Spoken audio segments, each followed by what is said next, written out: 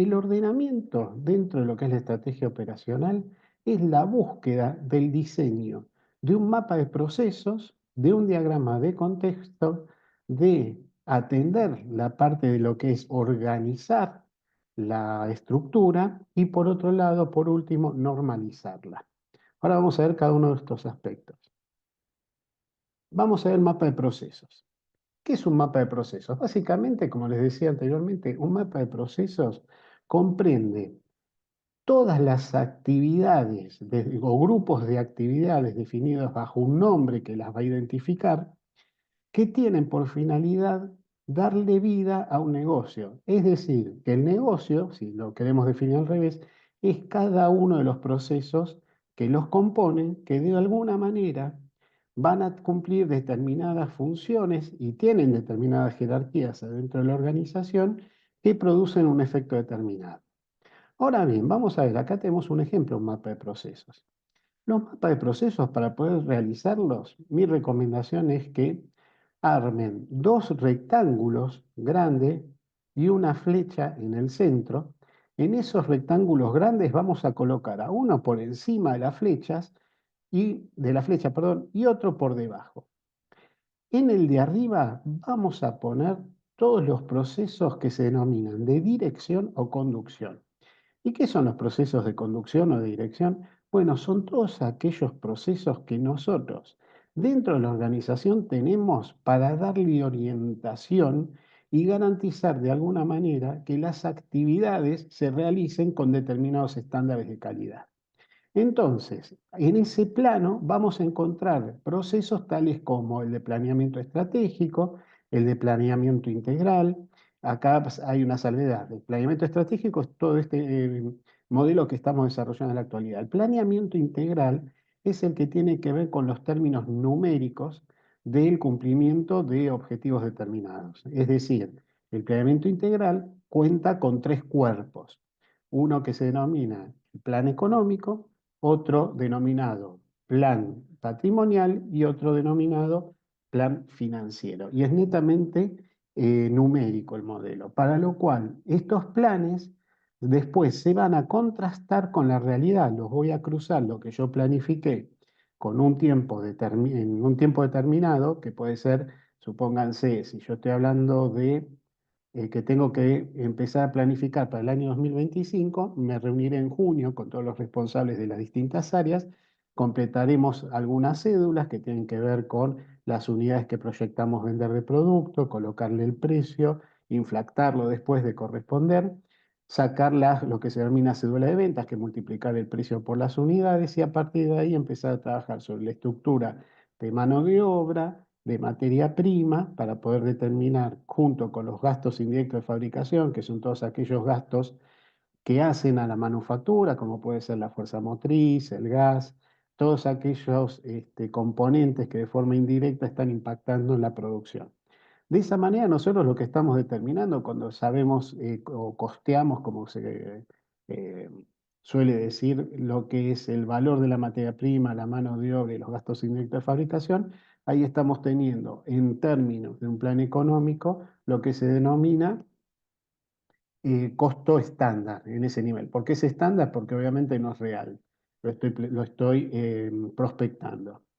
Si yo a las ventas que tenía planificadas inicialmente le resto costo estándar, estoy teniendo lo que sería la contribución marginal. Si estoy viendo un estado de resultados de la realidad, los que se presentan generalmente a cierre de ejercicio, ustedes van a ver que la venta menos el costo real en este caso, les va a dar la utilidad bruta. En el caso del planeamiento económico, como estamos hablando de prospectiva, no es utilidad bruta, sino contribución marginal. A esa contribución marginal, si le deduzco los costos fijos que va a tener cada departamento, que están integrados por los sueldos y cargas sociales de cada área, los gastos propios de ese departamento, como pueden ser sueldos temporales, mantenimientos, seguros, patentes en caso de las unidades, las afecten a lo que es el ejercicio de la empresa y la empresa reconozca ese gasto, gastos de formación, etcétera, etcétera. Y obviamente los gastos que se le asignen, que serían casi el equivalente a los gastos indirectos de fabricación ahora dentro de lo que es la estructura de costos fijos. Una vez que le restamos a la contribución marginal la estructura de estos costos fijos, lo que estamos teniendo es el resultado operativo. Después vamos a estar armando un estado de situación patrimonial que básicamente está compuesta por los activos, el valor de los activos y los pasivos proyectados, al igual que el patrimonio neto, y el flujo de fondos futuros proyectados, que es el estado financiero. Esto para tener una idea de qué se trata el planeamiento integral. Otro departamento o dirección que pueden encontrar dentro de estos procesos son el proceso, valga la redundancia, de investigación y desarrollo y el proceso de control de gestión, que es aquel que se encarga de monitorear a través de indicadores de desempeño la actividad general de todos los procesos. Una vez que tenemos esos procesos de conducción o de dirección, cualquiera de los dos nombres es válido, que son los que le dan orientación, vamos a encontrarnos con los que vamos a estar introduciendo adentro de esa flecha gigante que ven en el medio. Y son los que se denominan procesos de realización.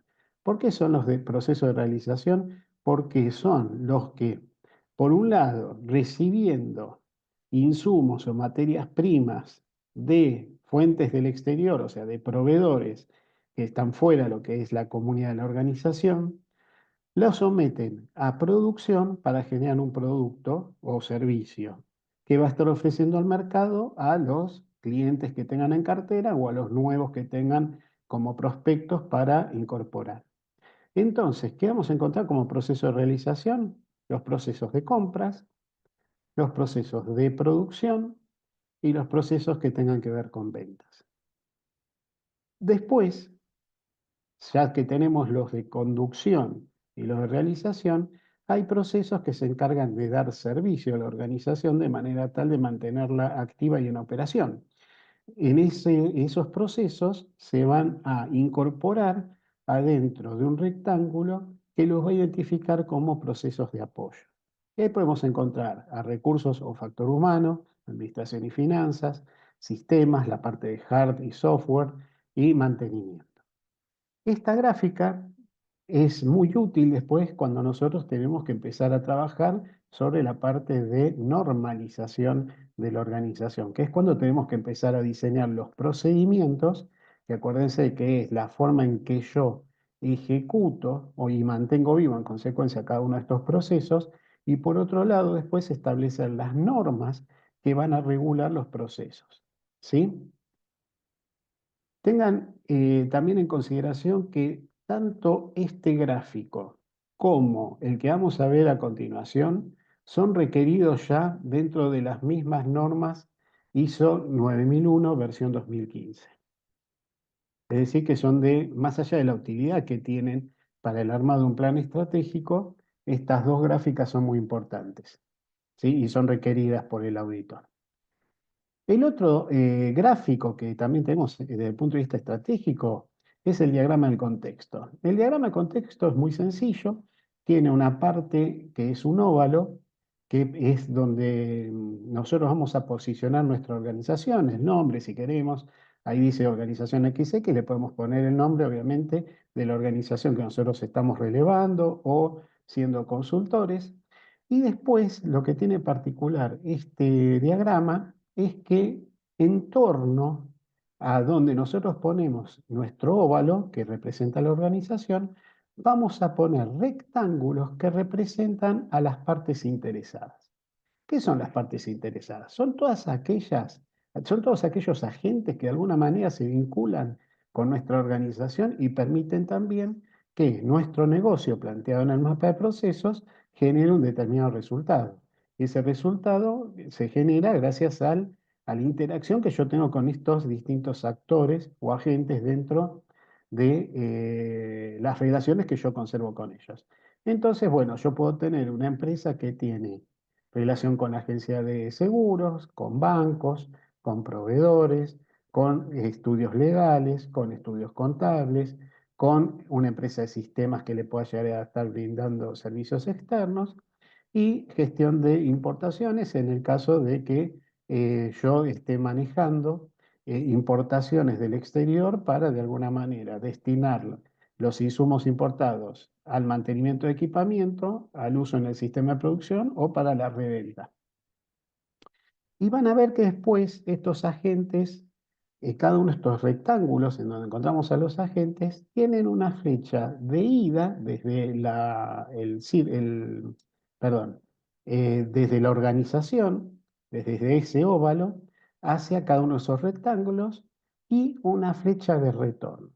La flecha de ida sirve para que nosotros pongamos los requisitos que nosotros tenemos que cumplir para que el proveedor o el agente externo se dé cuenta que yo estoy necesitando algo de él.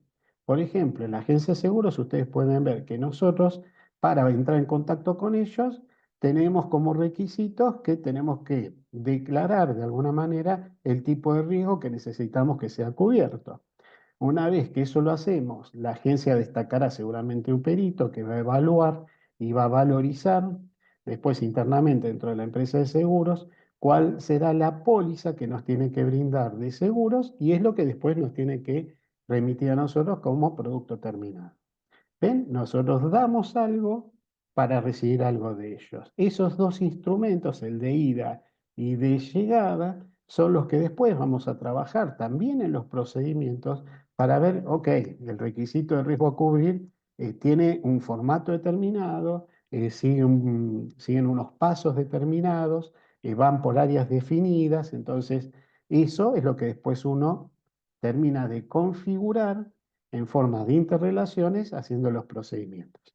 Entonces, para resumir, el diagrama de contexto lo que muestra es la relación entre la organización y los agentes o partes interesadas. ¿Cómo se diagrama? A través de un óvalo en donde va a estar planteada y plantada nuestra organización, distintos rectángulos que permiten posicionar ahí las partes interesadas y después, por último, las flechas que lo que indican es el flujo de la información que conecta a las partes interesadas con nuestra organización. Muy bien, vamos a ver ahora el tercer paso, que es el de ordenamiento. Bueno, el de ordenamiento empieza precisamente con la intención, esto lo hemos visto cuando desplegamos el modelo de planeamiento estratégico, con el primer paso del ordenamiento tiene que ver con el armado del formato que va a tener nuestra organización configurada en función de qué? De los roles que requiere la organización para que se puedan desarrollar distintas actividades que nos van a generar ese producto o servicio que le da origen a esa organización. Entonces, vamos a ver algunos conceptos que nos van a derivar después para que podamos armar otro gráfico más que se denomina organigrama. Una organización, dicen en administración científica, que solo existe cuando hay personas capaces de comunicarse y que están dispuestas a actuar conjuntamente para lograr un objetivo común. Y acá les voy a agregar algo más. Están en condiciones de comunicarse elevando requisitos a las personas que se requieren que le den servicio. Y estos requisitos, una vez que son cubiertos, la persona que debe satisfacerlos tiene que establecer un estándar de servicios. Es decir, cuando yo pido algo, para pedir algo tengo un formato determinado, esos son los requisitos. Cuando yo elevo eso con el formato que me está pidiendo la persona que después me va a dar el servicio, esa persona tiene que ser capaz de establecer estándares de servicios, es decir, garantizar que de manera repetitiva siempre va a ser lo mismo, ¿sí? Y una organización es un sistema de actividades conscientemente coordinadas formado, perdón, por dos o más personas. La cooperación entre ellas es esencial para la existencia de la organización. Tengamos en cuenta acá una cosa, los equipos en la actualidad, más que cooperativismo, manejan el concepto más de colaboración. Lo que se busca en las organizaciones en la actualidad a través de los distintos departamentos, sobre todo los blandos como los recursos humanos, es que las personas generen conocimiento compartido. Es decir, que mientras nosotros estamos llegando a las metas, puedan hacerlo compartiendo conocimientos de manera tal de que todos van creciendo en función también del conocimiento. Esto lo que va a estar originando, sin ninguna duda, es un ambiente colaborativo más que cooperativo. Cooperativo es cuando nos reunimos todos con el fin de cumplir una meta, nos ponemos de acuerdo en la manera de hacerlo y vamos todos hacia ese objetivo. Pero no necesariamente vamos a estar de alguna manera compartiendo conocimiento o sentándonos quizá en una mesa de reunión para tirar ideas. ¿Qué sentido tiene una organización? Bueno, primero es el acto de disponer y coordinar los recursos, los materiales, los humanos y financieros. Funciona mediante normas, bases de datos que han sido dispuestas para estos propósitos. ¿Se acuerdan que esto lo vimos, ¿no? El formato operacional tiene por finalidad integrar las personas, los procesos y las herramientas. Acá discrepo con este concepto de la administración científica porque el ser humano no puede ser considerado un recurso. ¿Sí? En todo caso, el ser humano es un factor. ¿Por qué? Porque es necesario para que el éxito se dé. Yo puedo tener escasez de recursos, pero si tengo personal altamente capacitado, concientizado y comprometido y trabajan de manera colaborativa, quizá no necesite tantos recursos. Igualmente voy a llegar al objetivo, quizá con un poco más de esfuerzo. Entonces, lo que es fundamental para llegar a los objetivos es que podamos discriminar lo que es un recurso, ya sea el financiero, el material, la herramienta, la maquinaria, de lo que es el factor humano. De hecho, ya hay una distinción desde el punto de vista técnico, dado que si la máquina es igual que la persona, no tengo jerarquía, ¿sí? Y la jerarquía se da que la máquina no puede funcionar si no está la persona que la pone en marcha. Para lo cual ahí está técnicamente dada la jerarquía por la cual no podríamos estar hablando de recursos de, por lo menos de igual manera. Y es un conjunto, también una organización de cargos con reglas y normas de comportamiento que han de respetar todos los miembros para así generar el medio que permite la acción de una empresa. Esto ya lo vamos a estar viendo. Cuando nosotros armemos un organigrama, que lo veamos expuesto en la presentación, se van a dar cuenta que hay roles que se van dando en cascada, en donde va a encontrar una cabeza que es la gerencia general, de ahí se van a desprender direcciones y de cada dirección van a ver que se va abriendo una suerte de árbol con ramas, en donde vamos a tener en cada dirección distintas gerencias y de esas gerencias se van a desprender jefaturas. La idea es que en un organigrama nosotros podamos identificar el rol y la persona que lo desempeña. Muy bien. ¿Y cuál es el objetivo primario que tiene una organización? Primero, conocer la mejor manera de realizar las actividades, mejorar las relaciones de trabajo, contribuir a la especialización y facilitar la delegación de la autoridad, que es un tema que hoy es importante. Los jefes, los gerentes, tienen que tratar de hacer un esfuerzo permanente para medir el riesgo de las tareas que tienen que cumplir, los objetivos que tienen que lograr. ¿Para qué? Para poder después delegar y dejar que las personas tomen también dentro de su órbita las decisiones que hacen al cargo en función de la delegación que estamos dando. Si nosotros tomamos previo a eso el tiempo para hacer el análisis de riesgo, lo que nos permite es si la persona con su esfuerzo y sus conocimientos se está desviando en cuanto al resultado esperado, uno lo que puede hacer es intervenir y ayudarlo. Pero acá el principio que tenemos que tener es que en la actualidad lo que se está buscando es permanentemente que la gente se empodere de su trabajo. Pero eso no quiere decir delegar absolutamente, sino al contrario, delegar siempre de manera controlada, ¿sí? Esto nos va a permitir que la gente no solo se identifique con su puesto, sino también que se motive, ¿sí? Dentro de la organización, porque obviamente encuentra su espacio en donde puede tomar decisiones. El objetivo después funcional que tiene una organización es definir la naturaleza y el contenido de cada puesto, determinar las bases para agrupar los puestos, definir el tamaño del grupo y delegar autoridad al administrador asignado, ¿sí? Vieron que les decía, nosotros vamos a armar un organigrama que tiene un gerente general, directores, gerentes, a su vez estos gerentes tienen jefes a cargo y esos jefes supervisores. Bueno, eso es la delegación de autoridad que tenemos que bregar que se dé, porque si yo después tengo los ravioles que conforman el organigrama y no delego, es evidente que estoy teniendo un problema. ¿En dónde? En la cabeza de esas estructuras en donde se está esperando que haya delegación y mantienen concentrado el poder. Los elementos de una organización son el trabajo, las relaciones, el ambiente o el espacio, las personas, la infraestructura, las maquinarias y el equipo que vamos a estar utilizando y los insumos. Estos son los elementos que componen la estructura.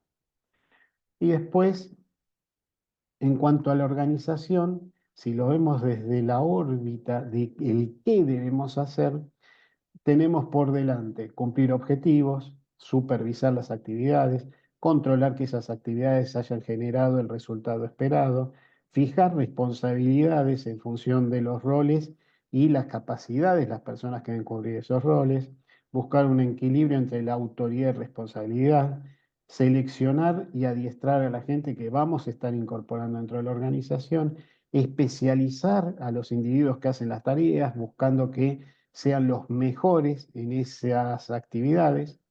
Después buscar determinar jerarquías. La jerarquía lo que nos da es el don de mando dentro de la organización, es decir, el poder de alguna manera disuadir y convencer a la persona para que realice una actividad de forma voluntaria. Y la unidad de mando, que es cuando nosotros concentramos distintas áreas bajo un único puesto que los va a dirigir, ¿sí? Ahí es donde nos encontramos con los directores.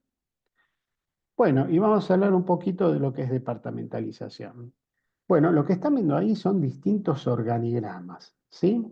Entonces, ¿por qué digo distintos organigramas? Porque nosotros tenemos distintas formas de armar un organigrama. Y cuando hablamos de formas, en este punto lo que estamos hablando es de qué manera yo puedo armar la configuración de un organigrama en función del negocio. Acuérdense de esto, ¿eh? En función del negocio. Es decir, que cuando yo hablo de este tipo de formatos de armado de organigramas, estoy refiriéndome a departamentalización. Es decir, que yo voy a departamentalizar, armar cada gerencia, ¿sí? O sea, cada departamento, por eso departamentalización, en función de características que pueda llegar a presentar el negocio. ¿Y qué características puede tener? Bueno, que yo quiera ordenar mi empresa en función de las funciones, valga la redundancia, que van a tener distintos roles adentro de la organización. Este formato es el más conocido, ¿sí? En donde vamos a encontrar agencia general, el director de manufactura, el director de administración y finanzas, el director de recursos humanos, el director de sistemas, el director de calidad. De ahí vamos a encontrar las distintas gerencias. Vamos a ver la de administración y finanzas, se va a encontrar con la gerencia de administración y la gerencia de finanzas, y después los sectores que dependen de administración van a encontrarse impuestos, cuentas por pagar y contabilidad, y en la que depende de finanzas, créditos y cobranzas y tesorería. Ojo que puede variar, esto es, digamos, un formato a modo de ejemplo. Después pueden tener también armadas la estructura de su organigrama por área geográfica. ¿Qué implica esto? Bueno, que yo tengo una gerencia general que está en la ciudad de Buenos Aires y después voy a tener un departamento que va a estar a cargo del área sur y otro del área norte del país. Entonces, en función de cómo yo divido geográficamente, a su vez voy a armar los distintos departamentos. Lo que nos va a pasar es que antiguamente era como que teníamos replicadas las mismas funciones, tanto en el área sur, en este caso, como en el área norte. ¿Qué quiere decir? Tenía un gerente de administración y finanzas en el sur, un gerente de administración y finanzas en el norte. Entonces esto lo que hacía era que muchas veces nosotros tuviésemos que tener documentos duplicados que en algunos puntos eran vulnerables. ¿Por qué? Porque las distintas provincias pueden tener distintas regulaciones, distintos impuestos y obviamente alteran los procedimientos.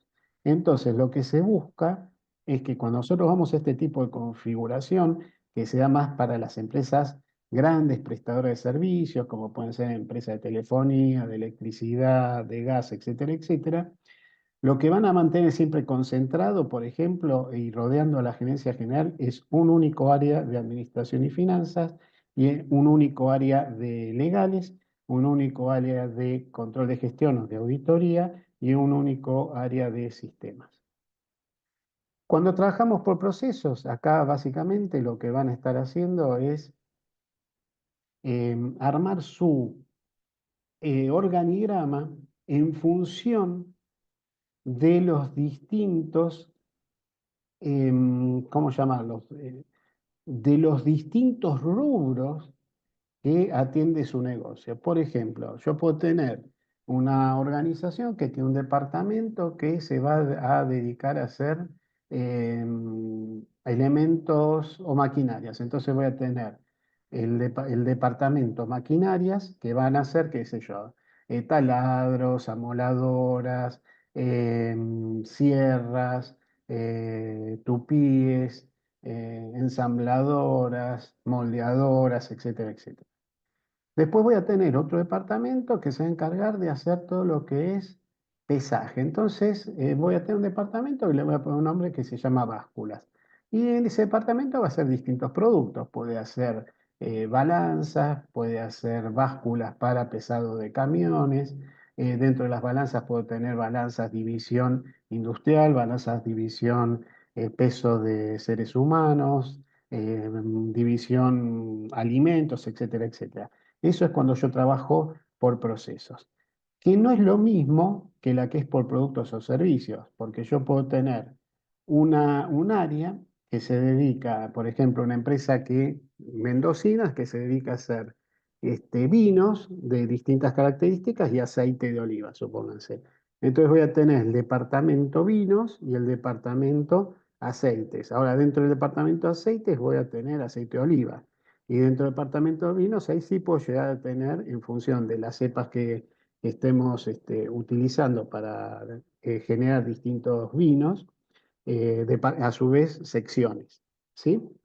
Después, por tipo de cliente, puedo armar mi estructura para que en el organigrama yo tenga en este caso ya es muy difícil en el presente encontrar desde el ápice, o sea, desde la gerencia general, que se desprenda por cliente. Acá ya ocurre que dentro de la dirección comercial se empieza a trabajar para que las representantes de venta estén divididos, por ejemplo, en clientes que son mayoristas, en clientes que son minoristas y otro que puede llegar a ser grandes cuentas, supóngase como está acá. Pero fíjense que acá directamente, cuando hablamos de por cliente en la actualidad, esta apertura la vamos a encontrar, es muy común, pero en las direcciones comerciales, no a partir de la gerencia general. Y en las empresas de construcción, acá generalmente también las empresas que brindan servicio al Estado, ya sea el Estado nacional, provincial o comunal, van a encontrar dentro de la gerencia general abiertas direcciones que van a estar focalizadas en proyectos determinados. Puede ser el proyecto autopistas, puede ser el proyecto diseño y construcción de hospitales, puede ser el proyecto tendido de redes cloacales, puede ser el proyecto de ejecución de obra para construcción de puentes. Generalmente lo que tenemos que tener en cuenta acá es que como trabajan por proyectos, esos proyectos una vez concluidos puede ser que no generen otro, para lo cual desaparece esa división y luego se vuelve a constituir si salen nuevos negocios que tengan referencia a eso. Pero son casi constituidos para un fin determinado, que es llevar a cabo un proyecto determinado. ¿Sí? Es muy común que se constituyan de esa manera porque también es mucho más fácil después presupuestar y administrarlos, ¿no? Bueno, vamos a ver cómo se arman entonces estos benditos organigramas. Bueno, para eso vamos a empezar por decir que un organigrama es un gráfico que muestra la ubicación de los empleados y sus cargos dentro de una estructura. Yo diría al revés. Los cargos y el nombre de los empleados que ocupan esos cargos. ¿Por qué lo digo de esta manera? Porque es muy común en las empresas pequeñas que cuando se arman después las descripciones de puestos que salen de los organigramas, o sea, yo digo, tengo este rol que es de, qué sé yo, gerente de administración. Bárbaro. Voy a armar la descripción de puestos. Entonces, cuando armo la descripción de puestos, me fijo, ¿quién está acá? Está Carlito. ¿Y Carlitos qué es? Y mira, él estudió sistemas. Entonces, si yo armo la descripción de puesto en función de la persona, cuando yo quiera revisar y ver por qué a veces las cosas no se dan como las conocí de repente en otra empresa que puede llegar a tener también un área de administración cubierta por una persona idónea, ¿por qué los resultados son asimétricos? Y bueno, es porque yo la descripción de puesto, en vez de estar haciéndola en función de los requisitos que se requieren para cubrir ese puesto, lo estoy haciendo en función de la persona que lo está cubriendo en ese momento. Entonces cometo un error que no es menor, ojo. Se presenta generalmente con rectángulos y otras figuras, las vamos a encontrar más ahora en muchos formatos modernos, entonces los van a encontrar como rectángulos, a ese rectángulo no está la foto de la persona, si no está la foto de la persona, no importa, pero hay quizá un circulito o paréntesis si encuentran el cargo con la persona, o sea, generalmente van a encontrar rectángulos, que esos rectángulos en términos técnicos los llamamos ravioles. A veces se incluyen fotos, información de contacto, correo electrónico y enlaces a página web. Esto obviamente en función del tipo de herramienta que estén usando. Si ustedes están usando una herramienta para que el organigrama quede diseñado en forma electrónica, obviamente pueden poner mayor cantidad de datos. Si ustedes esto lo están haciendo para que se muestre en un manual impreso, ya casi en desuso, pero los hay, los he visto, obviamente no les da para poner tanta cantidad de información en un rectángulo, pues no les alcanza la hoja. Y por último, los organigramas también se conocen con otros nombres como diagrama de organización, diagramas organizativos o gráficos de jerarquía. No te dejes engañar, aunque tienen nombres diferentes, se trata del mismo organigrama o diagrama, ¿sí? Generalmente es muy difícil encontrarlo con otro nombre que no sea organigrama. Tengan en cuenta que el organigrama y las descripciones de puestos que después ustedes van a armar de cada uno de los roles que encuentran en ese gráfico, conforma en administración lo que se denomina manual de organización. Independientemente que ustedes lo pongan en hojas adentro de una carpeta o lo pongan en formato electrónico a través de alguna plataforma de gestión de documentos. ¿Sí? Pero se denomina de esa manera. Si ustedes alguna vez lo escuchan, tengo que ver el manual de organización o el manual de funciones, ya saben que se van a encontrar con un organigrama y las descripciones de puesto de cada uno de esos roles. Ahora, tengan en cuenta que ese manual que les están hablando puede ser virtual siempre, ¿no? ¿Qué proponen los organigramas? Muestran la posición de cada uno de los departamentos en una estructura interna, ¿sí? Que es básicamente la comunidad que va a estar realizando una actividad o una serie de actividades determinadas para generar un producto. Señalan la interrelación o enlace que debe existir entre cada departamento, sección, etcétera, de la organización. Facilitan los procedimientos con que trabaja la dirección, la organización y el control, dejan claramente definidas las líneas de mando y de responsabilidad dentro de la organización y muestran los organismos asesores y aquellos otros con los que se establecen las coordinaciones dentro de la organización. Esto es importante también tenerlo en cuenta. Dentro del organigrama nosotros vamos a tener siempre ese árbol que va de arriba hacia abajo, cada vez expandiéndose más, con líneas regulares, o sea, no son punteadas, que determinan esos roles. Ahora, nosotros podemos tener dentro de la organización cuerpos colegiados que se denominan staff o proveedores colegiados que brindan servicio a la empresa. Entonces, esas personas o esos prestadores van a estar colocados en el cuello entre la gerencia general, que sería el raviolito solo, y el que se abre después para ubicar a cada dirección.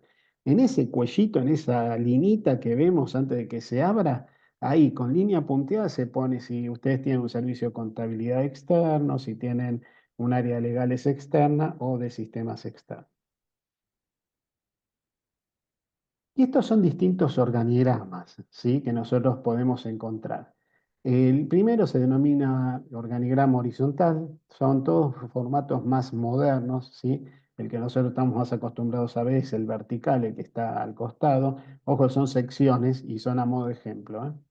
Después pueden tener organigramas de características radiales, que es ese que ustedes ven a la derecha. Los más sencillos de realizar cuando ustedes tienen que pensar en la arquitectura son, en primer lugar, el vertical y en segundo lugar, el horizontal. El radial ya tiene cierta complejidad, requiere de que estén muy preparados porque se quedan cortos después con los espacios o se le empieza a enredar esa red que pretende ser el radial. Y después, obviamente, el organigrama circular, que si bien es muy didáctico, está bueno porque permite ver que tan simétrico es ese círculo en función de cómo está abierto ese organigrama. Fíjense que siempre en el centro del círculo se van a encontrar con la gerencia general o la alta gerencia. En la segunda línea, que son los B, van a estar los directores. Esta es una empresa que está presentando tres direcciones, por ejemplo, una en gris, una en naranja y otra en azul.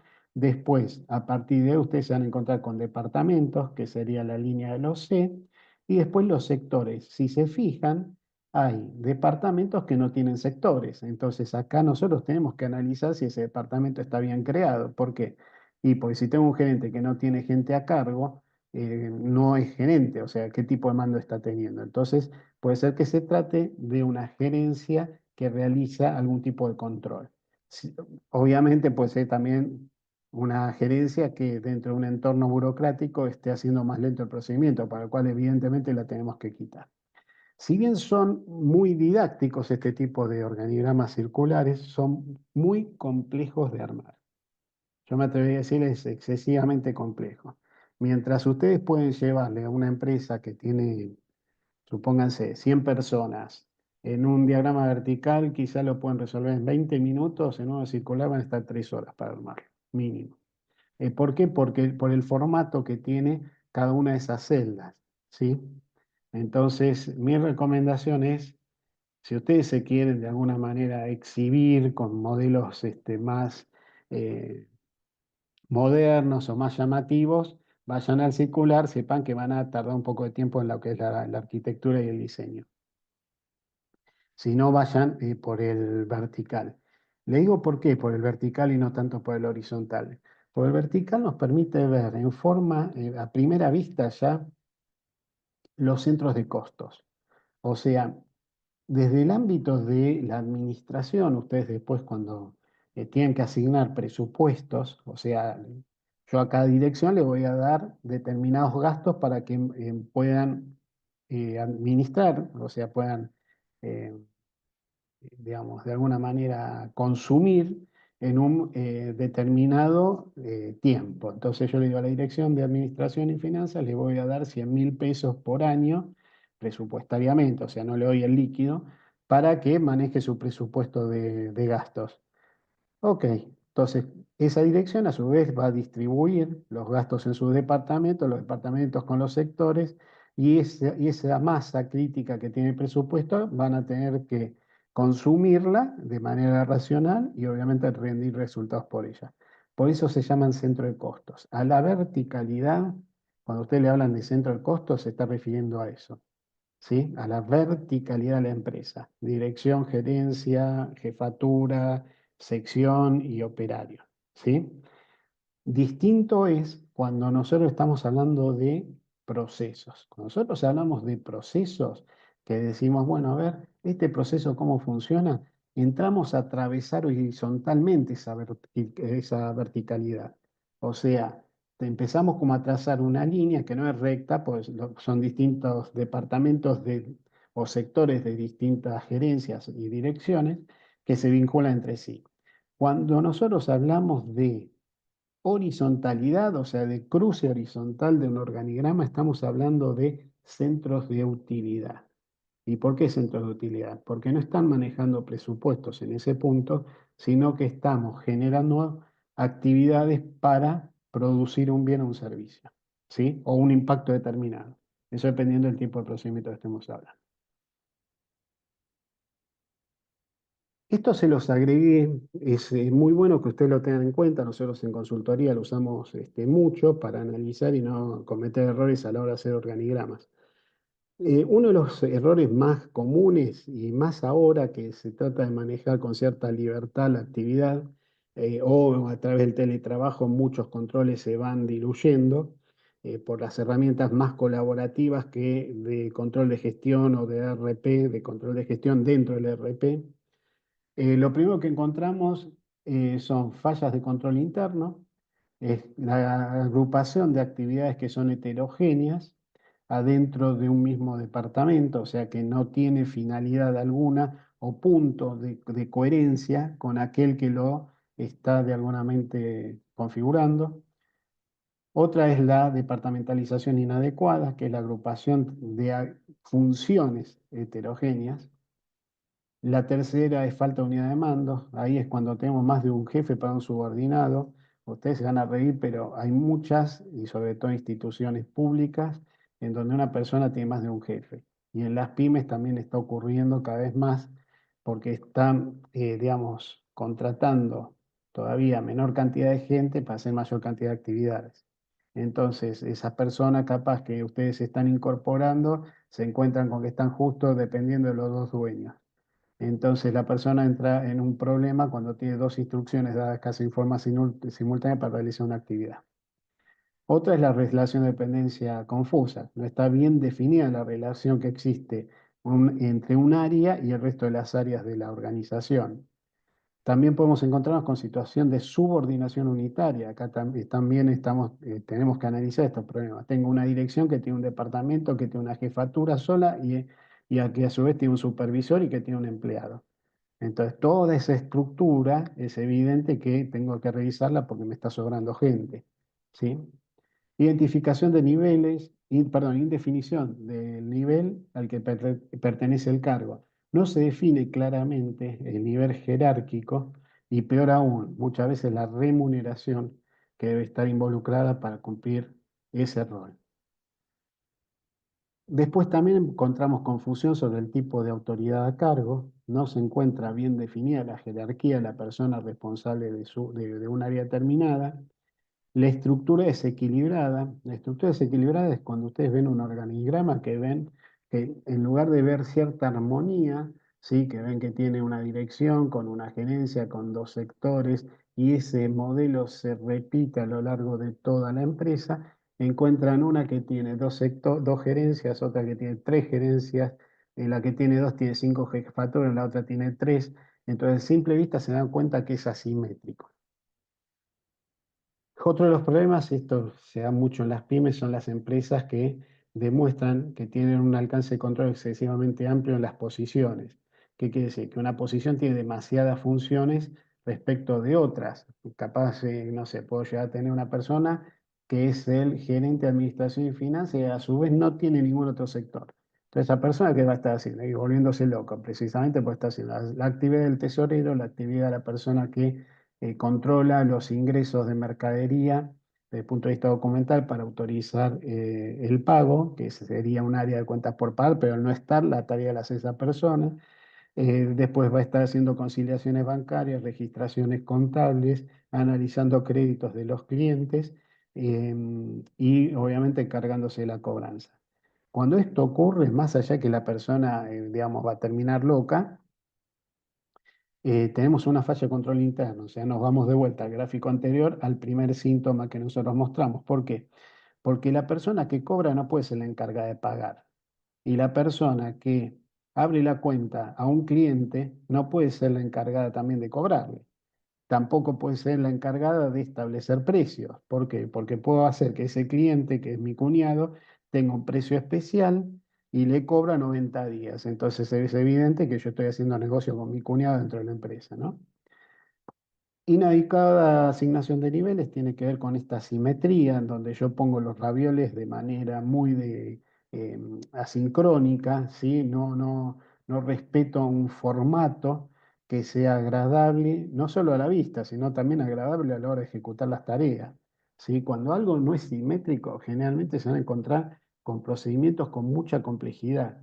Y esa complejidad en que se traduce generalmente en burocracia.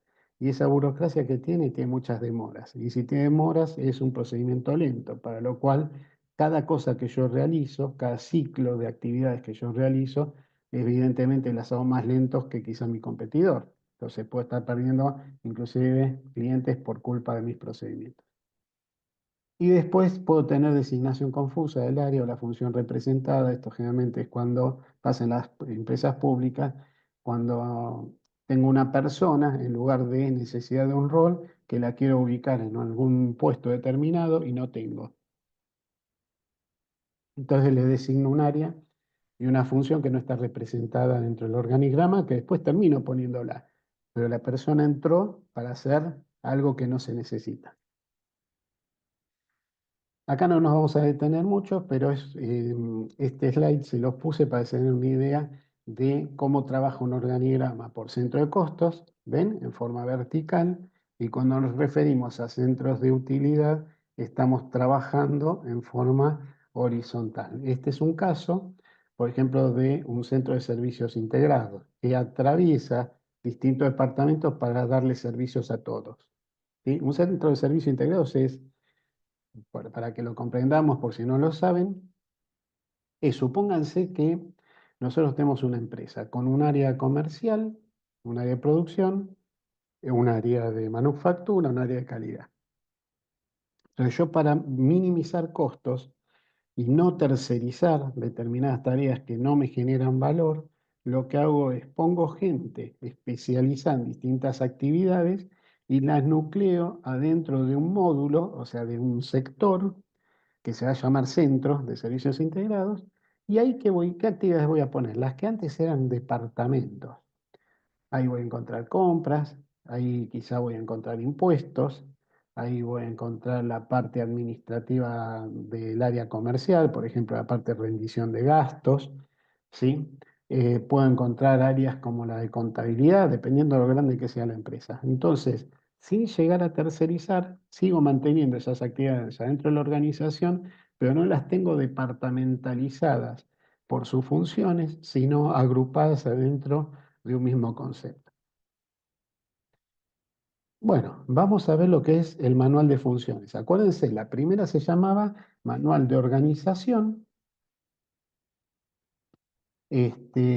o funciones, que es la parte que nuclea al organigrama con las descripciones de puestos. Bueno, ahora lo que vamos a hacer es ese manual, primero definirlo y después vamos a hablar un poco de lo que son las descripciones de puestos.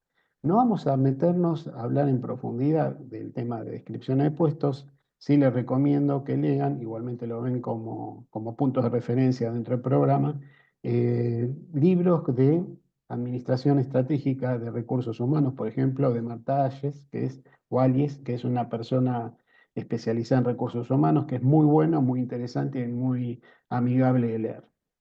Vamos a volver sobre esto entonces. El manual de organización o funciones, acuérdense, contiene el organigrama y contiene por otro lado las descripciones de puestos, siempre dentro de un mismo plexo, de un mismo cuerpo. Entonces, ¿qué es un manual de organización o funciones? Bueno, son aquellos que dejan por escrito las funciones, las tareas, las responsabilidades, las comunicaciones e interacciones que hay entre los empleados de una organización.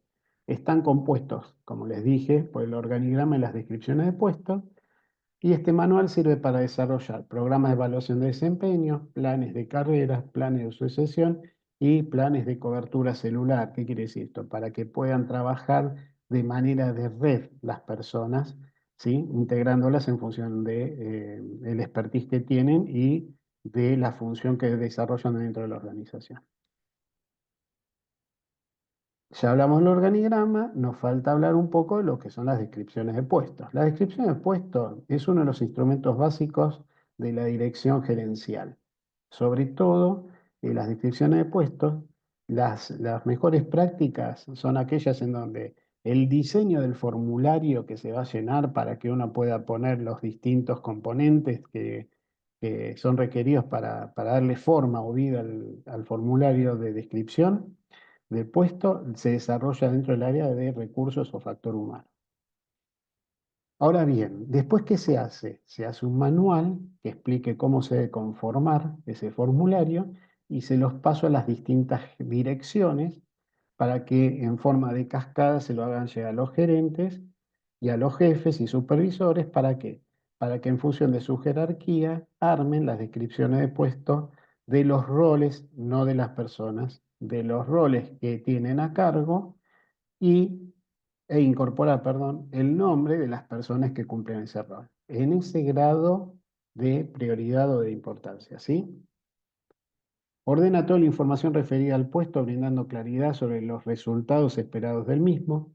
Propicia un estilo de idioma común en toda la organización. Es el registro de los datos de una manera estándar, concisa, ordenada y clara para resumir las responsabilidades principales. Y la posterior valorización del puesto no solo sirve para relacionarlo con una categoría en la escala salarial, sino también para establecer líneas claras de promoción y vías de desarrollo de los empleados. Fíjense que, obviamente, cuando nosotros hablamos de descripciones de puestos, esta es la herramienta básica con la que uno cuenta para ver si la persona que nosotros contratamos reúne los requisitos que se requieren del puesto. No por ello voy a dejar de contratarla, sino a analizar qué desviaciones hay para después formarla de alguna manera para que ese déficit sea cubierto en el tiempo. ¿Sí? Porque la persona tiene que llegar a cubrir las necesidades del puesto, no el puesto a adaptarse a las características y know-how o conocimiento de las personas. Y el objetivo que también reúne es determinar el perfil del ocupante del puesto, el perfil del ocupante del puesto, con lo cual se aplica la batería adecuada de exámenes como base para la selección personal. Ustedes muchas veces van a encontrarse, quizá les pasó, van a buscar un trabajo, se les hace una serie de preguntas con el fin de ver si cubren a priori las expectativas, después se les empieza a evaluar de otra manera. Esa evaluación lo que tiene por finalidad es ver si están a la altura de las necesidades del puesto. Y generalmente ese cuestionario es armado por su jefe, ¿sí? Por el que va a ser su jefe. Obtener el material necesario para el contenido de los programas de capacitación. Acá el programa de capacitación que surge de las descripciones de puesto se divide en dos partes. Una que tiene que ver con su plan de carrera y plan de sucesión, que van a ser más herramientas de management, o sea, van a tomar quizá cursos afuera de la empresa en organizaciones que se dedican a eso, sobre negociación, lenguaje del cuerpo, trabajo en equipo, manejo de personas difíciles, etcétera, etcétera. Y después está el otro que tiene que ver con los objetivos y las estrategias, que es de carácter interno generalmente, yo me atrevo a decirle en un 98%, y que tiene por finalidad adiestrar a la gente en aquellas actividades que van a desarrollar dentro de un procedimiento determinado. ¿Sí? Obviamente, la descripción de puesto también tiene que buscar motivar a las personas, esto a través de la facilitación de la evaluación de desempeño y el mérito funcional. Ojo que cuando hablamos de motivación no es lo mismo que incentivo. Motivación hay distintas formas de hacerla, el incentivo generalmente se logra a través del dinero. Se constituye en una guía para el supervisor, ¿sí? Porque le dice cuáles son las tareas que la persona tiene que desarrollar. Generalmente los supervisores, si no cuentan con esta herramienta, capaz le dan tareas que son asimétricas o distintas al fin para el cual la persona fue contratada. Y es un soporte para la seguridad y higiene industrial, dependiendo de las personas, o sea, de las descripciones de puestos, la gente especializada en seguridad y higiene les va a dotar de capacitación determinada en función de la actividad que desarrollen dentro de la empresa. Si no es lo mismo una persona administrativa, una persona que está quizá en el área de recepción de productos, ¿sí? Requieren entrenamientos distintos. Empleo de las descripciones de puestos. Bueno, las descripciones de puestos son siempre utilizadas para la planificación, capacitación y perfeccionamiento del personal. Sirven para la evaluación de desempeño. ¿Esto qué quiere decir? Yo al principio de año, antes de comenzar el ejercicio, claramente esto se debería realizar en las últimas 2 semanas del año anterior a la ejecución real de las estrategias y objetivos. Me reúno con mi equipo, en realidad lo hago en forma individual, pero comunico en forma grupal que vamos a estar trabajando em, en los formularios de evaluación de desempeño. Después me reúno con cada persona y lo que pongo ahí es en función de los objetivos y las estrategias definidas en el plan estratégico, me reúno para asignarles las actividades y responsabilidades que tienen sobre esas actividades a cubrir para satisfacer, debería ser, acuérdense que fui crítico en la primera unidad, las estrategias a las cuales deben responder, siempre también informándose o informándole el objetivo final que persiguen a través del cumplimiento de esa estrategia. Entonces, lo que corresponde es que una vez que yo dejé plasmado en ese formulario que es de evaluación de desempeño, los objetivos que yo espero que cumpla esa persona, mejor dicho, las estrategias que quiero que cumpla esa persona, pero se van a encontrar con que la empresa le dice los objetivos, ¿eh? Que quiero que esa persona cumple, lo que tengo que hacer después es, lo hago firmar por él, lo firma el supervisor y va al área de factor humano. Trimestralmente se la tengo que pedir al área de factor humano para ver el avance que va a tener esa persona y de alguna manera comunicarle si está cumpliendo o no con lo que se han comprometido a principio de año y ver también qué necesita para poder lograrlo, ¿no? Pues no se trata nada más de comunicar. Y a fin de año lo que se hace es cuando se evalúan las estrategias, a ver si se cumplieron, respecto a los objetivos. Si esa persona superó las expectativas que habían sido plasmadas, deberían ser premiados por haber excedido esas estrategias. Si las cumplió en conforme a lo esperado, bueno, será otro régimen de incentivos y si no las cumplió, otro distinto. Eh, en los países, digamos, donde las leyes de contrato de trabajo no son como las nuestras, que no son de trabajo, en realidad es para ver de qué manera puedo dejar de trabajar, eh, ¿cómo se maneja esto? Supónganse, si yo supero las expectativas, generalmente es el sueldo que ustedes tienen más lo que se resuelva por convenio más 5 puntos. O sea, el incentivo son esos 5 puntos. Si ustedes a rajatabla lo lograron, debería ser el sueldo más lo que se resuelva por convenio más 2 puntos. Y si no hicieron nada, debería ser el sueldo más el aumento que le corresponde por convenio. Bueno, eso es en nuestro país. En un país normal, obviamente, si ustedes no cumplen, si a rajatabla cumplen, ni siquiera le aplicaría un incentivo. ¿Sí? Y si no cumplieron, seguramente los hubiesen echado. ¿Ven cuáles son las diferencias, no?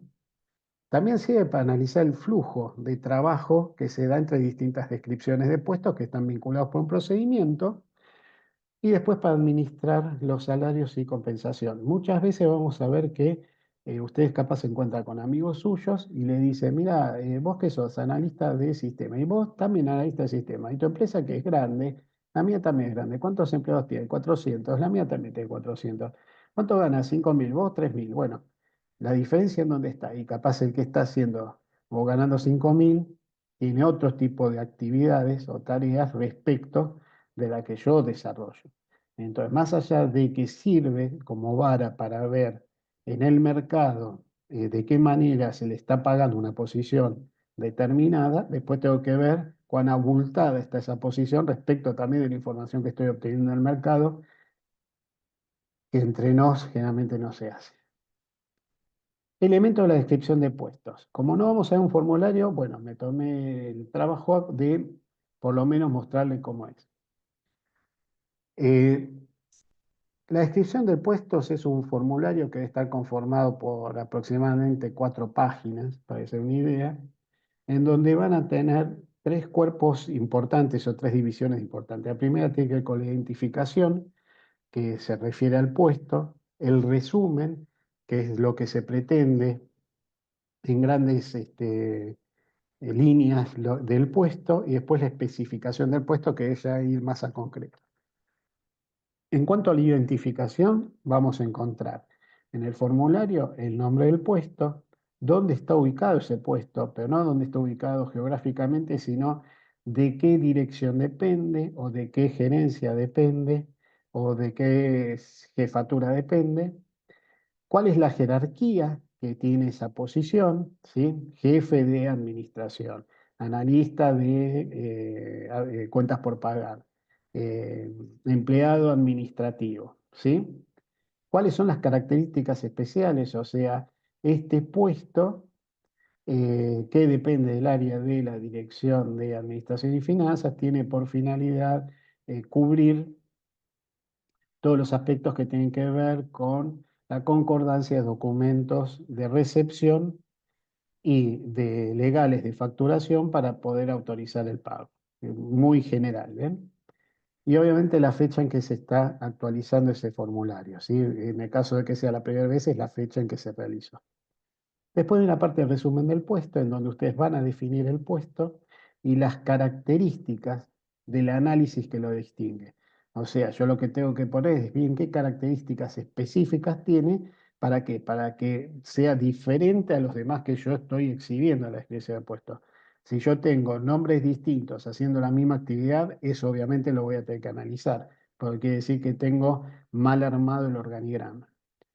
Y después tengo la parte que se dedica a, a lo que es la especificación del puesto. Y son las habilidades que se requieren para realizar esas tareas, ¿sí? Los conocimientos.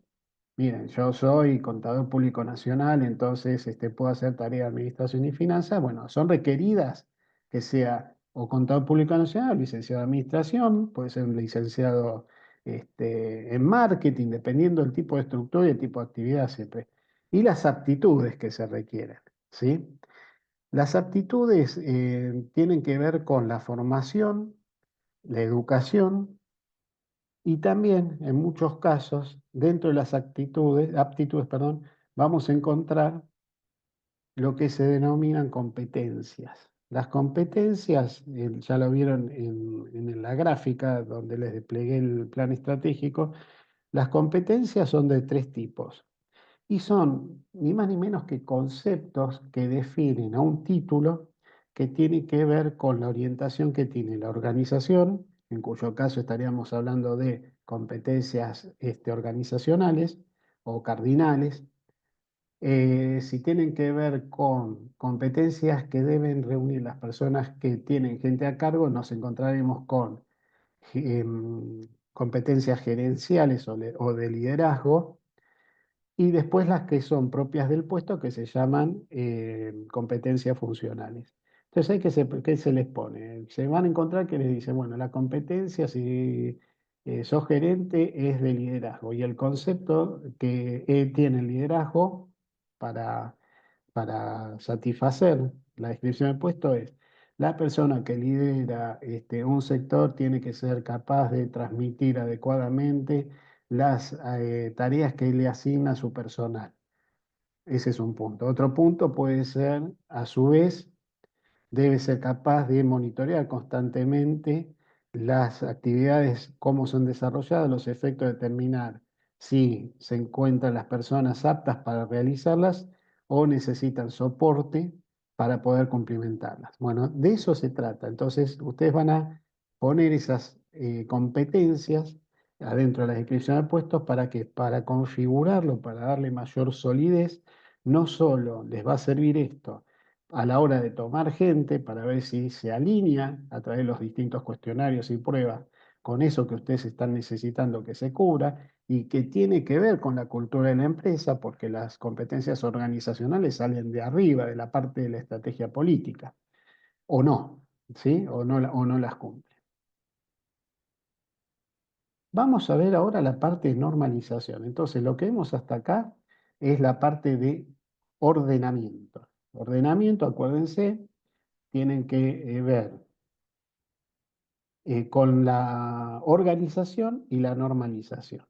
Dentro de la organización hemos visto el manual de funciones, que está compuesto por el organigrama, que ya lo hemos desarrollado, y las descripciones de puestos.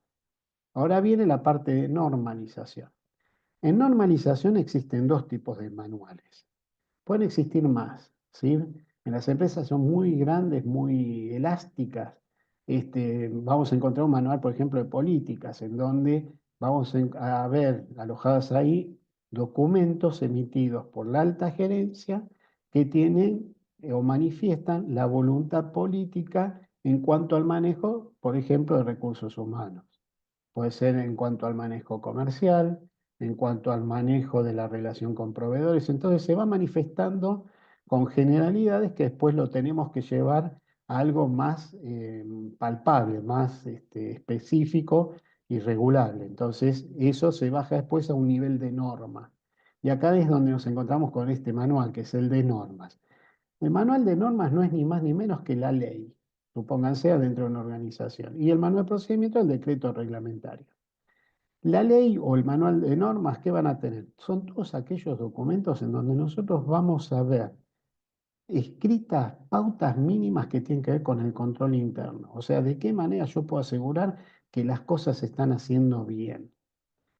O sea, el procedimiento está trabajando en forma contundente.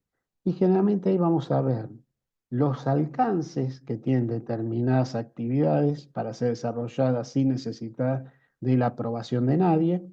Y en el caso de requerir aprobaciones, podemos encontrarnos con distintos niveles de aprobaciones, con distintos montos asignados a distintas funciones, etcétera, etcétera. Bueno, todo eso se escribe dentro de la norma: los alcances, las limitaciones, las autorizaciones, los niveles de autorizaciones y los montos por nivel de autorización.